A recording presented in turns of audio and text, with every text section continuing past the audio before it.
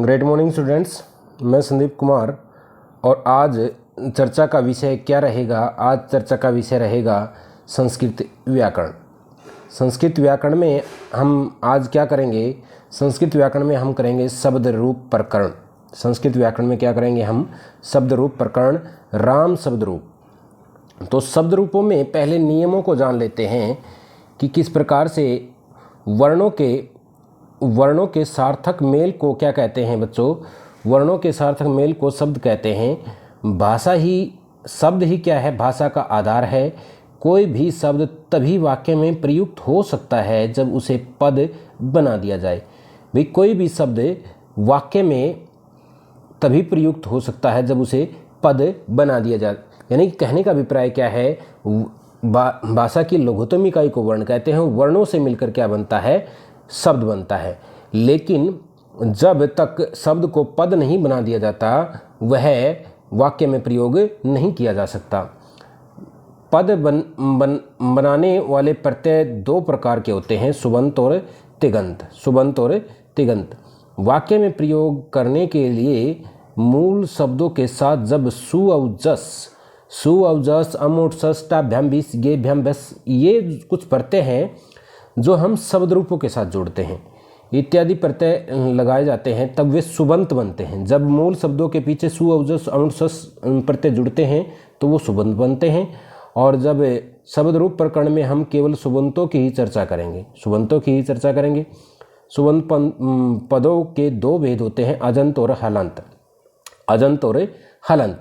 अजंत अच है अंत में जिनके ऐसे वह, यानी कि अजंत यानी कि अंत में जिनके स्वर है, और हलंत जिनके अंत में व्यंजन है, स्वर रहित व्यंजन है। तो अजंत किन्हें कहते हैं? अजंत शब्द दो शब्दों से मिलकर बना है, अच प्लस अंत। अच से तात्पर्य है समस्त स्वर। इस प्रकार अजंत वे शब्द हैं जिनके अंत में स्वर होते हैं, यथा राम है, देव है, हरि है, लता है, नदी इत्यादि। और हलंत क्या है? हल प्लस अंत में हल है जिनके ऐसे वे, हल के अंतर्गत सारे व्यंजन आते हैं। इस प्रकार हलंत से तात्पर्य उन शब्दों से है जिनके अंत में व्यंजन आते हैं, यथा बलवत, विद्वस, आत्मन, भवत, गच्छत। यहाँ पर आप देख सकते हैं अंत में क्या है? तय हलंत है, स हलंत है, न हलंत है, तय हलंत है। तो ये हलंत होने के साथ क्या बताने का प्रयास होता है यहाँ पर? यहाँ होता है कि इस व्यंजन में स्वर नहीं है। तो वचन क्या है? संस्कृत भाषा में तीन वचन होते हैं, एक वचन, द्विवचन और बहुवचन। संस्कृत भाषा में मैंने पहले भी बताया कि आपको वचन कितने होते हैं? एक वचन होता है, द्विवचन होता है और बहुवचन होता है। संज्ञा शब्दों के लिंग भी तीन होते हैं। संस्कृत भाषा में लिंग तीन है, पुल्लिंग है, स्त्रीलिंग है और नपुंसकलिंग है। संस्कृत भाषा में दो प्रकार के शब्द होते हैं, एक परिवर्तनशील, दूसरा अपरिवर्तनशील। संज्ञा, सर्वनाम, विशेषण आदि परिवर्तनशील शब्दों में अंतर्गत आते हैं। जो संज्ञा, सर्वनाम और विशेषण आदि शब्द होते हैं वो परिवर्तनशील यानी कि बदलते रहते हैं। उनकी विभक्तियों के कारण, उनकी वचनों के कारण वो बदलते रहते हैं, लिंगों के कारण बदलते रहते हैं। और अव्यय क्या होते हैं? अपरिवर्तनशील। अव्यय का अभिप्राय ही क्या है? परिभाषा ही क्या बनती है अव्यय की? अव्यय की परिभाषा बनती है कि वे अविकारी शब्द जो कि किसी भी लिंग, विभक्ति और वचन के कारण अपने स्वरूप को नहीं त्यागते, यथार्थ बने रहते हैं, उन्हें अव्यय कहते हैं। परिवर्तनशील संज्ञा, सर्वनाम, विशेषण के अनेक रूप बनाए जाते हैं और रूपों के विभक्तियों के अनुसार अलग अलग अर्थ भी होते हैं। तो स्टार्ट करते हैं। तो जैसे राम शब्द रूप है, यहाँ पर ये क्या है? हमारी प्रथमा, द्वितीया, तृतीया, चतुर्थी, पंचमी, षष्ठी, सप्तमी और संबोधन। ये हैं हमारी विभक्तियाँ। प्रथमा विभक्ति, द्वितीय विभक्ति, तृतीय विभक्ति, चतुर्थी, पंचमी, षष्ठी और सप्तमी विभक्ति, ये संबोधन है। तो ये एक वचन है, ये द्विवचन है और ये बहुवचन है। एक वचन के नीचे सभी एक वचन के बनेंगे। ये प्रथमा का एक वचन, ये द्वितीय का एक वचन, ये तृतीय, ये चतुर्थी का एक वचन, पंचमी का एक वचन, षष्ठी का एक वचन और सप्तमी का एक वचन। ये प्रथमा का द्विवचन, ये प्रथमा का बहुवचन, ये द्वितीय का बहुवचन, ये द्वितीय का द्विवचन और ये बहुवचन, तृतीय का द्विवचन और बहुवचन। इसी प्रकार से ये सीक्वेंस में लगे हुए हैं। तो याद इनको जब करना होगा तो हमें किस प्रकार से, किस टेक्निक का इस्तेमाल करेंगे वो हम देख लेते हैं। हमें सबसे पहले हमें एक वचन के जो रूप बनते हैं वो हमें याद कर लेने चाहिए। जैसे राम है, रामम, रामेण, रामाय, रामात, रामस्य, रामे। यहाँ रामेण की जगह रामेण होगा, न की जगह अणय होगा, यहाँ पर गलत है, अणय हो जाएगा।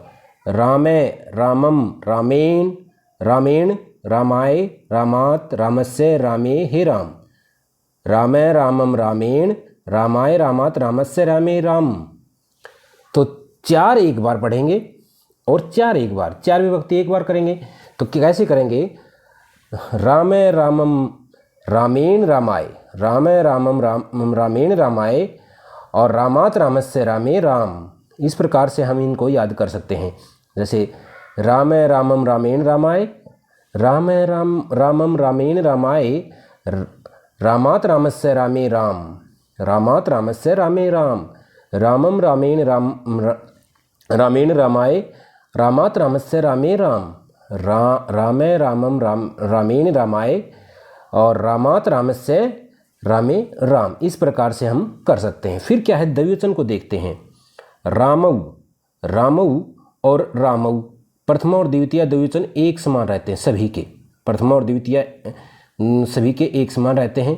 फिर तृतीय, चतुर्थी और पंचमी एक समान रहते हैं। तो याद करने का कैसे तरीका है? पहले इन 2 को याद करें, फिर इन 3 को याद करें और फिर इन 2 को, ये भी एक समान रहते हैं। षष्ठी और सप्तमी दोनों एक समान रहते हैं। जैसे रामऊ, रामऊ, रामाभ्याम, रामाभ्याम, रामाभ्याम, रामयो, रामयो और हे रामऊ। ये हे रामऊ, रामऊ किसके समान रहेगा? ये प्रथमा विभक्ति द्विवचन के ही समान रहेगा। यहाँ पर प्रथमा विभक्ति द्विवचन के समान रहेगा। उसी प्रकार ये यहाँ पर याद करेंगे, रामा, रामान, रामई, रामे, रामा, रामान, रामई, रामा, रामान, रामई, रामेभ्य, रामेभ्य, रामानाम। यह रामानाम होगा, यहाँ पर नाम नहीं है, यहाँ पर रामानाम हो जाएगा, रामानाम और रामेशु, हे रामा। तो इनका अर्थ क्या है? राम ने द्विवचन में रामों ने और ये बहुवचन में रामों ने। राम को द्विवचन में, बहुवचन में। राम से के द्वारा, 2 रामों के द्वारा, बहुत से रामों के बहुवचन में कर सकते हैं। राम के लिए, रामात, राम से, रामस्य, राम का के की और रामे, राम में पर। तो हे राम ये संबोधन का रहेगा। तो इस प्रकार से हम पहले एक वचन के याद करेंगे, फिर द्विवचन के याद करेंगे और फिर बहुवचन के याद करेंगे। ये आपके लिए बहुत बहुत ज़्यादा आसान रहने वाला है। अगर आप इसको ध्यान से आसान समझकर करेंगे, कठिन समझकर ये सोचकर करेंगे कि ये बहुत मुश्किल है, कुछ भी नहीं है, बहुत आसान है, इसको ध्यानपूर्वक करेंगे तो आपसे हो जाएगा ये। तो आज इतना ही। और एक बात, ये क्या है? ये राम शब्द रूप है।